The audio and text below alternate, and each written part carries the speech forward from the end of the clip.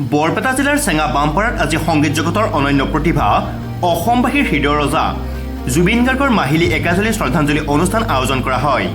দিনটোত জুবিন গাৰ্গৰ স্মৃতিত এক বিশেষ আৱেগেৰে ভৰি পৰে চেঙা বামপাৰা।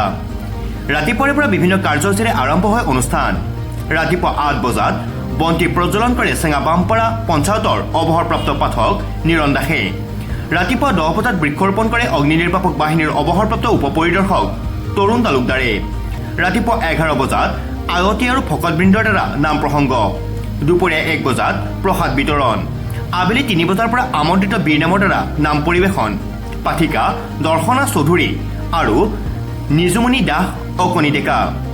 সন্ধিয়া 8 বজাত নলবাৰীৰ পৰা আমন্ত্ৰণ কৰি অনা নাগাৰা নামৰ দ্বাৰা নাম প্ৰদৰ্শন। পাঠক বিনয় ৰাজ আৰু ধীৰেণ বৈশ্য। নাহৰ গছ ৰোপণৰ মাজেৰে জয় জুবিন দাৰ ধ্বনি মুখৰিত হৈ পৰিসৰ। ডেকা বুঢ়া পুৰুষ মহিলা শিশু সকলোৰে মুখত একে ধ্বনি জুবিন দা আমাৰ হৃদয়ত চিৰজীৱী। অনুষ্ঠানৰ অন্যতম আকৰ্ষণ আছিল জুবিন গাৰ্গৰ অমৰ গীত মায়াবিনী ৰাতিৰ বুকুত দেখা পালো তোমাৰ ছবি। গীতটোৰ শ্ৰদ্ধাৰে গাই শিল্পীৰ প্ৰতি ভালপোৱা প্ৰকাশ কৰে উপস্থিত লোকে। পৰিৱেশ আৱেগময় হৈ পৰে। বহুজনৰ চকুত চকুলো মুখত গভীৰ বেদনা। শ্ৰদ্ধাঞ্জলিৰ অংশস্বৰূপে 1 মিনিটৰ মৌন প্ৰাৰ্থনা পালন কৰি জুবিন দাৰ আত্মাৰ সদ্গতিৰ বাবে প্ৰাৰ্থনা জনোৱা হয়। সন্ধিয়া অনুষ্ঠিত হয় বিশেষ শ্ৰদ্ধাঞ্জলি সভা, য'ত অঞ্চলৰ বিশিষ্ট ব্যক্তি সংগঠন আৰু কণ্ঠশিল্পীসকলে অংশ লয়। নিশা আমন্ত্ৰিত নাগাৰা নাম দলৰ দ্বাৰা নাম প্ৰদৰ্শন অনুষ্ঠিত হৈ পৰিসৰ শক্তিময় ৰূপ লয়। অনুষ্ঠানৰ অন্তত চেঙাবাসীয়ে একত্ৰিত আৱেগেৰে অসমৰ মুখ্যমন্ত্ৰী মহোদয়ক আমাৰ চেনেলৰ যোগেৰে হাতযোৰ কৰি জনায় জুবিন গাৰ্গে যাতে ন্যায় পায়।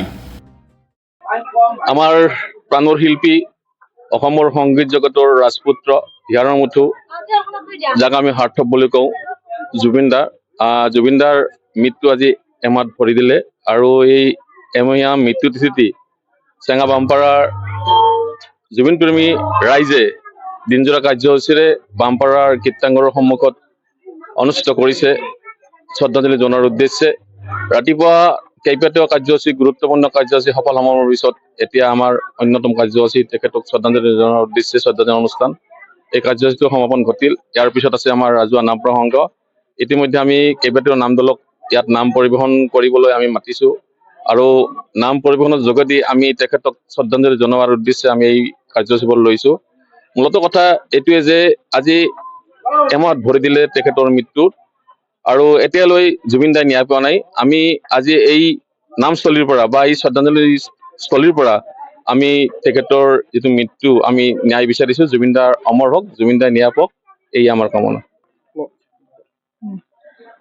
আমাৰ আটাইৰে প্ৰাণৰ শিল্পী সাৰ্থক জুবিন গাৰ্গ ডাঙৰীয়াৰ আজি মৃত্যু প্ৰায় এমাহ প্ৰায় হ'লে। তথাপিও আমি আজি এতিয়াও মানি ল'ব পৰা নাই যে জুবিন দা আমাৰ মাজত নাই।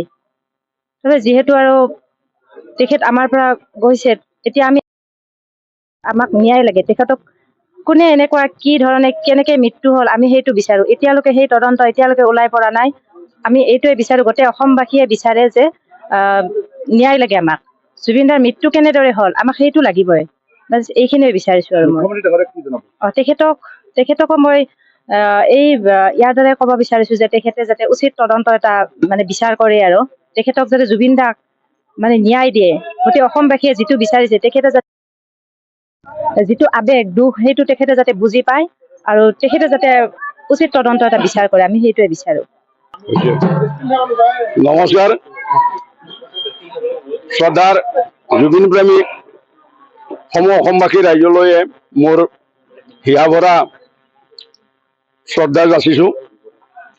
আজি আমি অসমৰ বিভিন্ন ঠাইত যেনেধৰণে মহানায়ক শিল্পী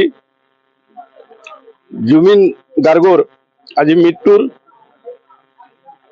দিন বা আজি 30 দিন, আৰু এই 30টা দিনতে নানান অঞ্চলত নানান ধৰণে তেখেতৰ শ্ৰদ্ধাৰ্থে যথেষ্ট অনুষ্ঠান প্ৰতিষ্ঠান আয়োজন কৰি আছে। আৰু সেই মৰ্মে আমি বৰপেটা জিলাৰ চেঙা গাঁৱত বামপাৰাৰ আঞ্চলিক সকলো মানুহখিনিয়ে একত্ৰিত হৈ আজি আমি দিনজোৰা কাৰ্যসূচীৰে তেখেতৰ শ্ৰদ্ধাঞ্জলিত অৰ্পণ কৰিছো। সেই উদ্দেশ্যে আমি আজি ৰাতিপুৱা 9 বজাৰ পৰাই ক্ৰম অনুসৰি আমি কিছুমান কাৰ্যসূচী পালন কৰি আহি আছো। সেই কাৰ্যসূচী অনুসৰি এতিয়া আমাৰ আকৌ ধৰ্মীয় নাম অনুষ্ঠিত কৰা হ'ব। ইয়াৰ আগত আমি তেখেতৰ শ্ৰদ্ধাঞ্জলিৰ অৰ্থে শ্ৰদ্ধা অৰ্পণ কৰিছো, বন্তি প্ৰজ্বলন কৰাই আছো আৰু এতিয়া নাম হ'ব। গতিকে তেখেতৰ মৃত্যু এইটো মৃত্যু নহয়, তেখেতক কোনোবাই হত্যা কৰিছে আৰু সেই হত্যাৰ আমাক ন্যায় লাগে, সেই হত্যাৰ আমাৰ বিচাৰ লাগে, সত্য বিচাৰ লাগে। আৰু যদি আমাৰ চৰকাৰৰ তৰফৰ পৰা এই ন্যায় দিয়াৰ কাৰণে অপৰাগ হয়, তেতিয়াহ'লে অসমবাসী ৰাইজৰ ওচৰত দোষীসমূহক এৰি দিয়ক, আমি ৰাইজে তাৰ বিচাৰ কৰিম। জয় জুবিন গাৰ্গ, জয় জুবিন গাৰ্গ, জয় জুবিন গাৰ্গ, জয় জুবিন গাৰ্গ, জয় জুবিন গাৰ্গ, জুবিন তুমি অমৰ হোৱা, জুবিন তুমি অমৰ হোৱা, জয় অসম। বৰপেটাৰ পৰা লাচিত বানৰ ৰিপৰ্ট, নিউজ এনি 365।